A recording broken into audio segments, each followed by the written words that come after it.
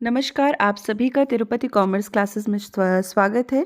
आज से हम लोग वर्ग 1 जो जिसका भी नोटिफ़िकेशन जारी हो गया है, मैं आपको नोटिफ़िकेशन दिखा रही हूँ, तो उसके बारे में मैं आपको बताऊँगी, ठीक है ना? और इस चैनल में हम लोग कॉमर्स की तैयारी भी करेंगे। वर्ग 1 कॉमर्स का जो सब्जेक्ट होता है हमारा, उससे रिलेटेड आपको सारे वीडियोज़ अवेलेबल होंगे, ओके? तो अब हम लोग स्टार्ट करते हैं, इसके नोटिफ़िकेशन को देखते हैं। तो सबसे पहले आप लोग जैसे देख सकते हैं, आपके सामने ही है नोटिफिकेशन हमारा। मध्य प्रदेश कर्मचारी चयन मंडल भोपाल के द्वारा ये जारी किया गया है। आप लोग इसमें ध्यान से देखिए। ये ऑनलाइन आवेदन भरने की तिथि, देखिए नोटिफिकेशन बहुत बड़ा है, तो जो इसमें इम्पॉर्टेंट चीज़ें हैं मैं आपको वो बता रही हूँ। तो आवेदन फॉर्म जो हमारे डालने की तिथि है वो 12/1/2023 मतलब 12 तारीख से भरना शुरू हो जाएगा, ठीक है ना? मतलब 12 जनवरी से इसकी शुरू हो जाएगी और ये आपका 27 तारीख तक के लिए चलेगा, ठीक है?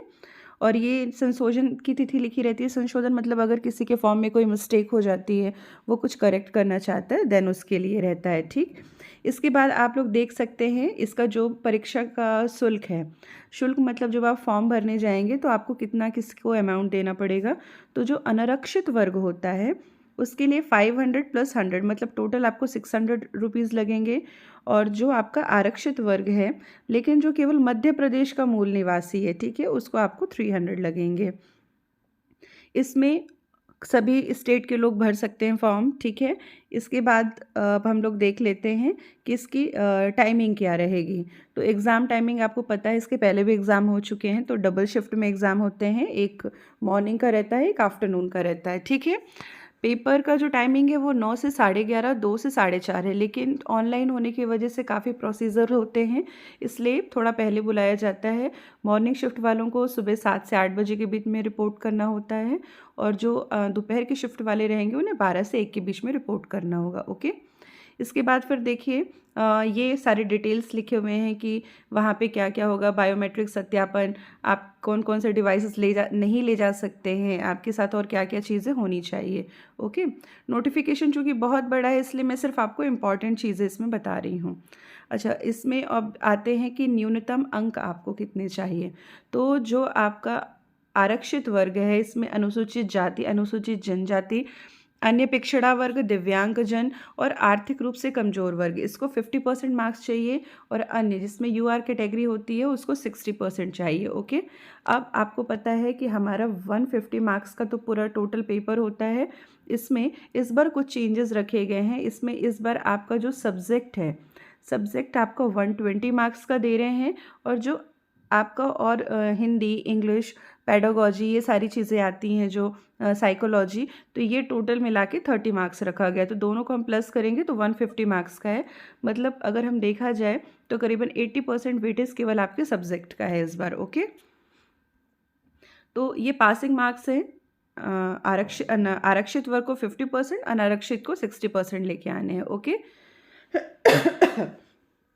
इसके बाद ये आपकी योग्यता लिखी हुई है कि आपको कितने कितना मतलब आपका जो क्या क्वालिफ़िकेशन रहेगी, क्या कैसा रहेगा, ये सारी चीज़ें हैं। अब इसके बाद हम लोग आते हैं इसके सेकंड पार्ट में। परीक्षा हॉल में ले जाने हेतु आवश्यक सामग्री लिखी हुई है। ये आप देख सकते हैं, प्रवेश पत्र, काला बॉल पॉइंट पेन, ये सब पेन वगैरह।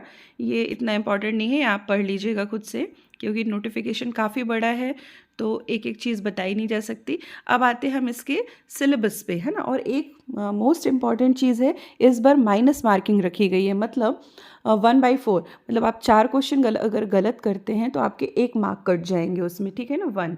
तो ये रहेगी सारी चीज़ें। अब चूँकि मैंने आपको बताया कि हम लोग कॉमर्स के बारे में डिस्कस करने वाले हैं, ओके। अच्छा, अभी हम लोगों ने सारे नोटिफिकेशन के डिटेल्स तो देख ही लिए हैं, ठीक है। अब इसके बाद आती है बारी सब्जेक्ट की। तो अब हम लोग अपना सिलेबस देखते हैं, ओके। आप लोगों के सामने मैं वाणिज्य मतलब कॉमर्स का सिलेबस खोल चुकी हूँ। ये हिंदी और इंग्लिश दोनों में लिखा हुआ है, मतलब जो जिस मीडियम का है वो देख सकता है, ओके। अब इसमें देखिए सिलेबस को 2 पार्ट्स में डिवाइड किया गया है। ये पहला है व्यवसाय अध्ययन एवं प्रबंध, मतलब इसमें बिजनेस स्टडी एंड मैनेजमेंट। अच्छा, एक चीज़ मैं आपको बता दूं, जो इसका कठिनाई का स्तर रहेगा, मतलब जो आपका सिलेबस पूछा जाएगा वो स्नातकोत्तर मतलब पोस्ट ग्रेजुएशन लेवल तक का है। तो आप समझ लीजिए कि आपको 11th से लेके पूरा पोस्ट ग्रेजुएशन तक का सारा जितना भी निचोड़ है इसमें दिखा है। आप अगर देखिए, जैसे इसमें व्यवसाय का परिचय है, तो ये टॉपिक मत सोचिए कि ये 11th की बुक का ये फर्स्ट चैप्टर है तो हम इसमें से पढ़ लेंगे, नहीं। वो बेसिक होता है हमारा 11th-12th की बुक्स में, मानती हूँ, लेकिन आपको पूरा डिटेल में पढ़ना है। तो जो आप सबसे पहले तो मैं आपको सिलेबस बता देती हूँ, फिर पढ़ना कैसे है वो आपको बताऊँगी, ठीक है ना। देखिए, जो हमारा व्यवसाय अध्ययन एवं प्रबंध, उसका पहला टॉपिक है व्यवसाय का परिचय। इसमें अवधारणा, विशेषताएं, उद्देश्य, व्यवसाय का वर्गीकरण, उद्योग, वाणिज्य एवं पेशा, व्यवसाय संगठन का चुनाव, लघु स्तर, वृहत स्तर, उद्योग के प्रकार, वाणिज्य का वर्गीकरण, व्यावसायिक जोखिम की प्रकृति एवं कारण।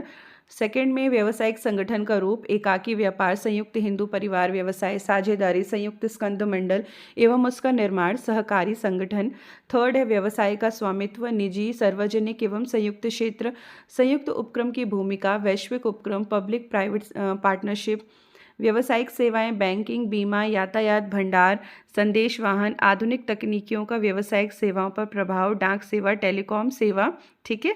फिर आपका फिफ्थ है व्यापार, आंतरिक व्यापार, थोक व्यापार। अच्छा, ये तो सिलेबस बहुत बड़ा है, इसको मैं आप खुद भी पढ़ सकते हैं। अब मैं आपको बताती हूँ कि इसको आपको पढ़ना कैसे है। देखिए, अगर आपके पास ग्रेजुएशन लेवल की बुक पड़ी है बीकॉम की आपकी, देन बहुत अच्छा है, ये सारे टॉपिक आपको मिल जाएंगे। इन केस अगर कोई नया है, मतलब या बहुत समय से उसकी पढ़ाई छूटी हुई है, उसके पास बुक्स नहीं है, तो मैं आपको बेस्ट तरीका बताती हूँ। देखिए, जैसे हमारा first, second, third, fourth, fifth, six, ये यहाँ सेवन्थ, यहाँ तक का ये जो टॉपिक है, ये 11th की बिजनेस स्टडी में आपको पूरा मिल जाएगा। ये हमारा बेसिक है, ठीक है। तो आप और उसके बाद ये जो प्रबंध से स्टार्ट है आपका उपभोक्ता संरक्षण, ये आपको 12th की बुक में मिल जाएगा बिजनेस स्टडी की। तो आप सबसे अच्छा एनसीईआरटी की बुक्स को लीजिए। देखिए, जिनकी पढ़ाई बहुत टाइम से छूटी हुई है और वो फिर भी एग्ज़ाम देना चाह रहे हैं, इसमें बहुत सारी गृहिणियाँ भी जुड़ी होंगी, ठीक है। तो आप लोगों के लिए है कि काफ़ी कुछ भूल भी गया होगा, लेकिन समय भी हमारे पास कम है। लेकिन अगर आपका बेस क्लियर नहीं रहेगा तो कुछ समझ में नहीं आएगा। तो आप सबसे पहले एनसीईआरटी 11th-12th की बुक्स पढ़ लीजिए, और उसके बाद फिर मार्केट में 2-3 दिन के अंदर बुक्स अवेलेबल हो जाएंगी, है ना, जो आपके कॉम्पिटिटिव एग्ज़ाम की रहती हैं। तो आप किसी भी एक अच्छे राइटर की बुक लेके उसकी तैयारी कर सकते हैं। और फिर जब बेस क्लियर हो जाए तो फिर आप बीकॉम और एमकॉम की बुक्स भी ले लीजिएगा, ओके। और आपको पता है कि हम लोगों ने जैसे बीकॉम और एमकॉम में, जैसे आपका देखिए, अब मैं अकाउंट्स का पार्ट दिखा रही हूँ आपको, जैसे लेखांकन, लेखांकन की प्रक्रिया, ह्रास, संयुक्त कंपनी के खाते, ये आप लोगों को 11th की बुक में मिल जाएगा। लेकिन आप ये देखिए, संयुक्त कंपनी, आपको याद होगा हम लोगों ने बीकॉम में कंपनी अकाउंट पढ़ी है। फिर इसके बाद देखिए लागत लेखांकन, तो हमने कॉस्ट अकाउंट भी पढ़ी है। लेकिन जब आप इसको देखोगे ना, लागत लेखांकन, प्रकृति, कार्य, कार्य लागत, प्रक्रिया लागत, सीमांत लागत, लागत लाभ मात्रा विश्लेषण, ये सारी चीज़ें, तो मतलब आपको बहुत ज़्यादा डीप में नहीं घुसना है कि हमको पूरे सवाल लगाने हैं या कुछ, क्योंकि समय तो हमारे पास 2 ही महीने का है, ठीक है ना। तो इसमें हम लोगों को क्या करना है कि जो निचोड़ है, जो फॉर्मूले हैं, जो थ्योरी है, जो बेसिक है, वो अच्छे से पकड़ना है, ठीक है ना। तो आई होप सो आपको काफ़ी कुछ समझ में आ गया होगा। अच्छा, इसमें कंप्यूटर का भी पार्ट है, कंप्यूटर का परिचय, लेखांकन, और ये लगभग वैसे ही है जो 2018 में जो एग्ज़ाम हुआ था। काफ़ी कुछ सिमिलर है सिलेबस आपका, ठीक है ना। तो आपको घबराने की ज़रूरत नहीं है। हम लोग रोज़ पर डे स्टार्ट करने वाले हैं आज से ही, मतलब आज नया साल है, ये आज मैं फर्स्ट वीडियो डाल रही हूँ। कोशिश करूँगी कि मैं पर डे आपको 2 वीडियोस प्रोवाइड ही करूँ, दोनों सब्जेक्ट के, अकाउंट्स और बिजनेस स्टडी। तो आई होप सो आपको भी अच्छा लगेगा हमारे साथ में जो आपकी वर्ग 1 की जर्नी है, ठीक है। तो शुरू करते हैं आज से। आप सभी को ऑल द बेस्ट, ठीक है। और अगर आपको ये सारे जितनी भी इन्फॉर्मेशन है, अच्छा मैं एक चीज़ और बता दूँ, बहुत सारे बच्चे डाउट में हैं कि इसके बाद क्या हमें जॉइनिंग मिलेगी। कुछ लोगों के मेरे पास कमेंट्स भी आए थे, कुछ लोग पूछ भी रहे हैं पर्सनली भी। तो मैं आपको बता दूँ, ये सिंपल एक टेट एग्ज़ाम है, क्वालिफाई एग्ज़ाम है ना। और इसके बाद सुपर टेट होगा, जिसके बाद हमें जॉइनिंग मिलेगी। उस समय पोस्टिंग का पता चलेगा कि कॉमर्स में कितने पोस्ट आए हैं, कितने नहीं आए हैं। तो अभी जो आपको अपने दिमाग में रखना है कि आपको सिर्फ इसे क्वालिफाई करना है और उसके बाद फिर सुपर टेट होगा और तब हमको फिर पोस्टिंग मिलेगी, ठीक है ना। तो आई होप सो आपको सारी चीज़ें अच्छे से समझ में आ गई हैं। और इस बार जो एक एडिशनल चीज़ ऐड हुई है वो है माइनस मार्किंग, ठीक है। अभी तक ये नहीं था, लेकिन इस बार से लागू कर दिया गया है माइनस मार्किंग को। तो आप सभी लोग तैयारी करना शुरू कर दीजिए। Okay, thank you for watching. आप लोगों को आई थिंक सब समझ में आ गया है। चैनल को सब्सक्राइब करें, लाइक करें, शेयर करें।